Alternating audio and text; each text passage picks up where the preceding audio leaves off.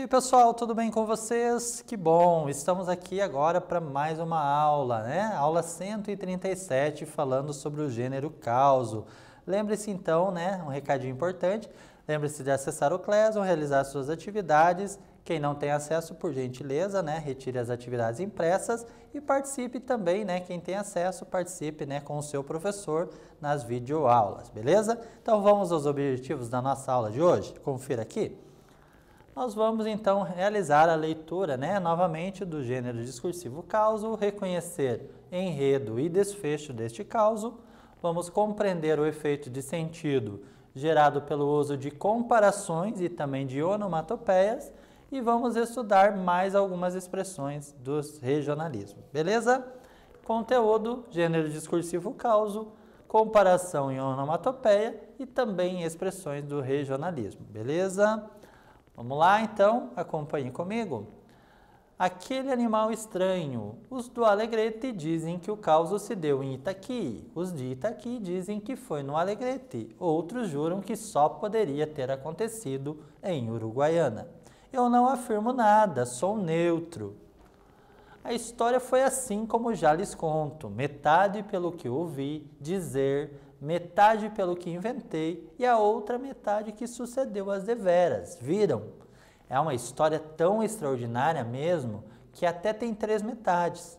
Bem, deixemos de filosofanças e vamos ao que importa. A coisa foi assim, como eu tinha começado a lhes contar. Ia um piazinho estrada fora no seu petiço, trope, trope, trope, e seu barulho do trote, quando de repente ouviu fu, fu, fu, pubum, fu, fu, fu, pubum, chipum. E eis que a coisa, até então invisível, apontou por detrás de um capão, bufando que nem touro brigão, saltando que nem pipoca, se traqueando que nem velha coroca, chiando que nem chaleira derramada e largando fumo pelas ventas como uma mula sem cabeça. Minha Nossa Senhora! O piazinho deu meia volta e largou numa disparada louco rumo da cidade, com os olhos do tamanho de um pires e os dentes rilhando, mas bem cerrados, para que o coração aos corcoveios não lhe saltasse pela boca. É claro que o petiço ganhou luz do bicho, pois no tempo dos primeiros altos eles perdiam para qualquer matungo. Chegado que foi, o piazinho contou a história como pôde, mal e depressa, que o tempo era pouco e não dava para maiores explicações, pois já se ouvia o barulho do bicho que se aproximava.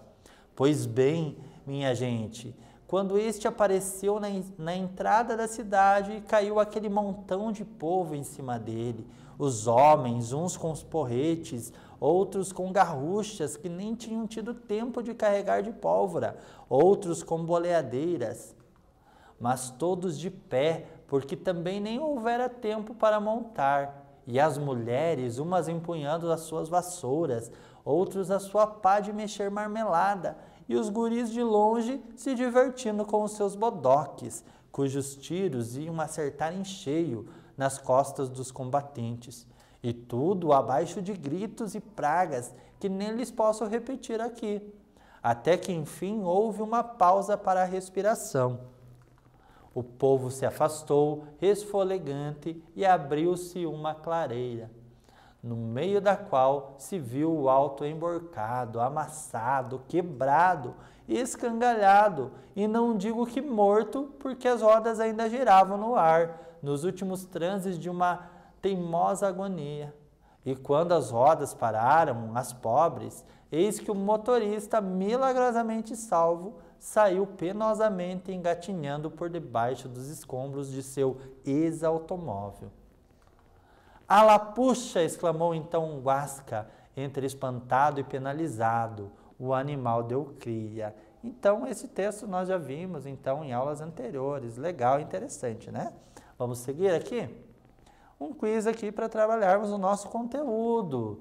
Olha lá, é claro que o petiço ganhou luz do bicho, pois no tempo dos primeiros altos eles perdiam para qualquer matungo. O que significa a expressão ganhou luz, utilizada no trecho do causo? E aí? Letra A, acender a luz. Letra B, ir mais rápido do que o outro, será? Ou significa receber isenção na fatura de energia elétrica? E aí, qual desses sentidos aqui foi utilizado ali no contexto para a expressão ganhou luz? E aí, vamos conferir? Ir mais rápido que o outro, né, pessoal? Não se refere a receber isenção, né? Ganhou luz, quer dizer que não paga luz, não é isso. E também não significa acender luz, beleza? Muito bem. E agora vamos relembrar um pouquinho o que é enredo e desfecho. Vamos lá? Enredo e desfecho. Ao conjunto de episódios que compõem a narrativa, então todos os fatos, episódios ali, nós chamamos de enredo, certo? Enquanto o desfecho significa, né, o final da história, aquilo que aconteceu ali, o final da história, certo? Muito bem, bem resumidinho, né, porque vocês já viram isso, né, em momentos anteriores. Agora a atividade, presta atenção aqui, ó. O caos, assim como toda narrativa, se organiza em enredo, ou seja, numa progressão de acontecimentos em torno de uma determinada situação. Você lembra que fato pitoresco é narrado no caos aquele animal estranho? Qual foi o fato pitoresco, engraçado, inusitado que foi tratado? Escreva sobre ele, já voltamos.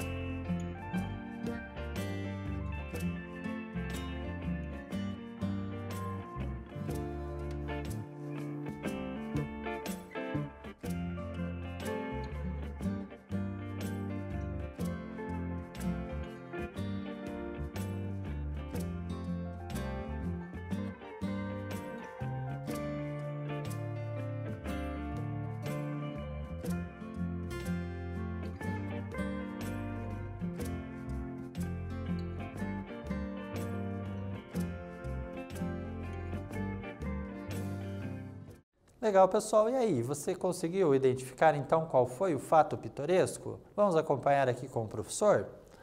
Vejamos aqui. Olha lá, é uma sugestão de resposta, né? Como você escreveu, pode estar certo também. Olha, o fato é a chegada do primeiro automóvel na cidade, né? Causando grande espanto àquela população, que o quebrou todo, pensando se tratar de um animal desconhecido e principalmente perigoso. Olha só, né? A gente pensa, será que é possível alguém sentir medo? Claro que hoje não, né? Mas será que naquele momento isso era possível, né? Que alguém sentisse medo? Pode ser que sim, né? Um animal, um instrumento, qualquer coisa ali desconhecida, né? Pode causar medo sim, beleza? E agora mais uma atividade, acompanhe aqui, ó. Você faz a leitura, né, do trecho, tá bom? E vai responder o seguinte: o autor utiliza comparações, certo? Para descrever o automóvel? Sim ou não? Responda se sim ou não, tá? E se sim, com o que esse automóvel é comparado, tá bom? Preste atenção, já retornamos.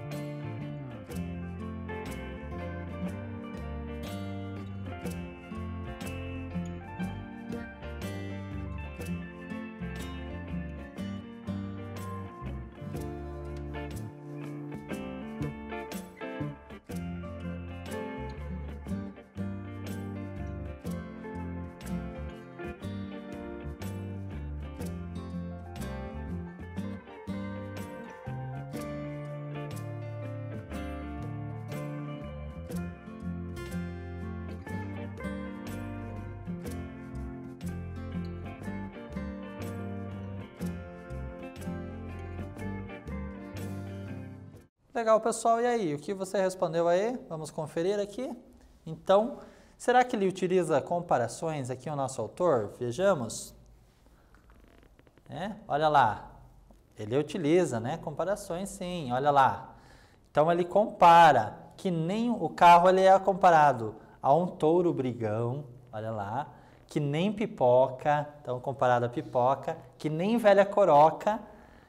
Que nem chaleira derramada e como a mula sem cabeça. Então, todos esses elementos aqui, eles são termos comparativos, beleza? Compreenderam? Importante, né? Saber o que é comparação.